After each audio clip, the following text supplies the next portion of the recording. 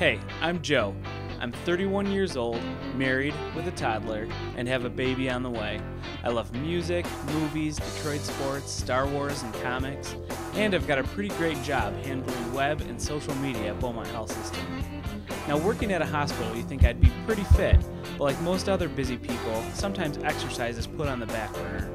Now, it's time to kick it into gear, because this average Joe has decided to run a marathon. Well, a half of one. On this episode of Average Joe Runs a Marathon, we're talking about nutrition.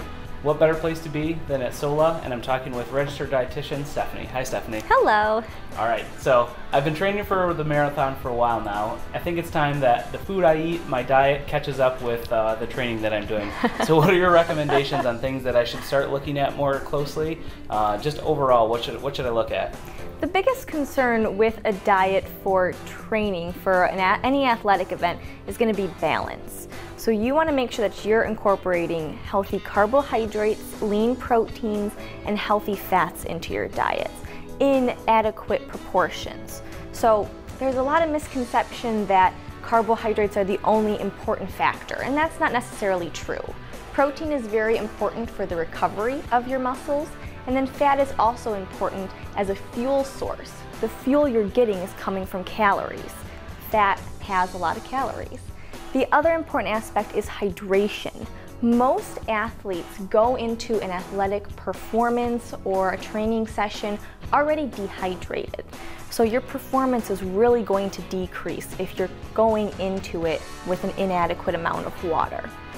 And it's not that you can just drink a glass of water right before you're going to go and that's enough. So it comes into play for the days ahead of time, the months ahead of time, getting in that adequate amount of fluid. All right, sounds good.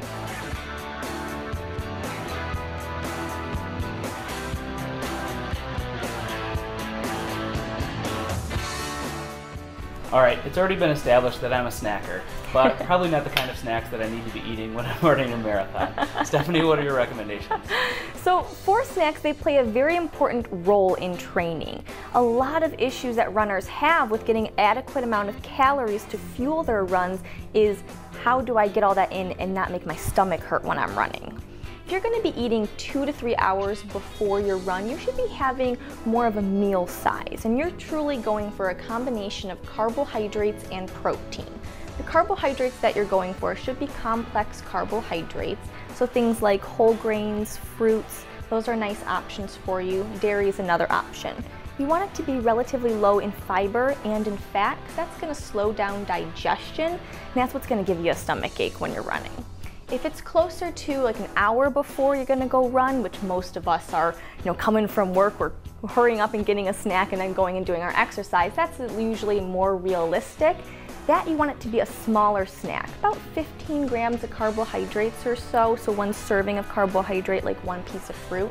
But you want to combine that with a little bit of protein, so something like some berries and some cottage cheese, or some crackers with some peanut butter on it. Some toast with honey and peanut butter on it are some nice options as well. And I'm guessing combos aren't on that list? I'm gonna go with no. Good try though.